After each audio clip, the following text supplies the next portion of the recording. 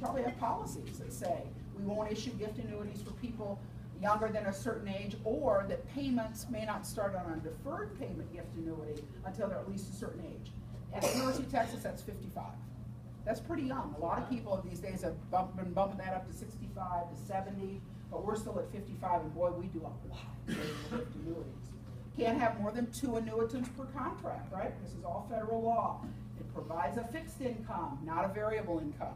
We can't do life, but at least 20, right? Like you can do in a commercial annuity. Joint for these 2 people, but at least 10 years. We can't do that with a gift annuity. Again, we know that generally payments have to start within 12 months, or it's going to be treated as a deferred payment gift annuity. Remainder trust, again, 10% of the value. At the time of funding, whether it's original or subsequent, and there has to be 10% charitable value. Prior to 1997, those of you who were around then, and I recognize people in the room who were, remember when people did charitable remainder trusts and the projected charitable value was 1%? Was 2%? Because they were squeezing every dollar out they possibly could in that tax-exempt trust. Now those days are over.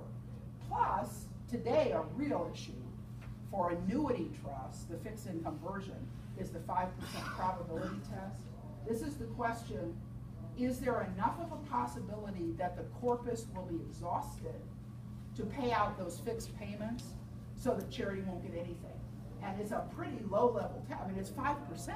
So if the chances are greater than 5 out of 100 that the corpus will be exhausted, and with these very low interest rates and the very low federal midterm rate, yeah, you've got to be in your mid-70s right now before a charitable annuity trust passes the 5% probability test.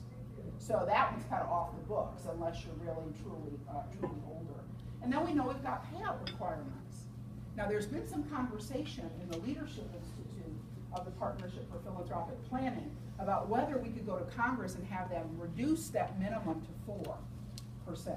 So we know with the remainder trust, it has to be at least 5% the payout of at least the original value or the changing value if it's a unit trust, unless it's a flip or it's a net or one of those super complicated ones that technically possible, very few people are doing them. So discussion, could we get Congress to drop that down to 4? Well, I'm just suggesting, could we get Congress to do anything? What's the likelihood we could actually get that done? And I think most of the things probably not very good. The higher the payout rate, the more likely you could violate that 10% minimum charitable value rule. Again, the trust term, there are also rules on that. Can't be funded with mortgage property. Nobody knows why. The IRS just decided that back in the 90s. Makes absolutely no sense. There's no legal justification. Can't do it. That's an issue. If you fund it with a personal residence, think about people who have the big house and they've owned it for a very long time and now it's worth a lot of money.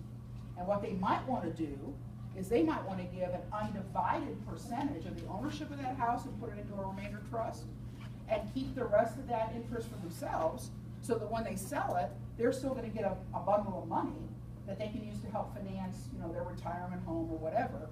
And then the rest of the value that was saved from capital gains tax, because it's in the remainder trust, will now generate a lifetime income.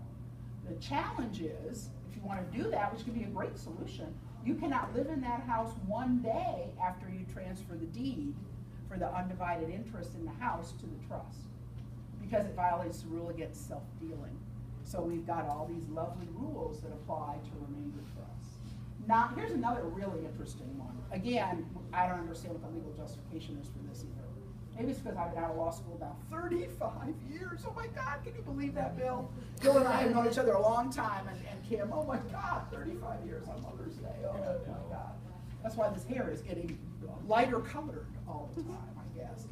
But the point here is, non-spouses cannot contribute jointly owned property to a remainder trust. They also can't put in separately owned property to a remainder trust. So you've got people who are longtime partners for whatever reason, and trust me, there are a lot of people who are longtime partners who are heterosexual partners than there are homosexual partners, but they've decided they don't want to marry. But they love the idea of this trust. They can't put in property they own jointly. They can't each put in property that they own. The IRS said, nope, you can't do that. There have been some letter rulings where family groups have tried to do that. Nope, can't do it. The idea of using the flip unit trust in practice sounds wonderful. In reality, tough to manage, and I think very complicated for a lot of people.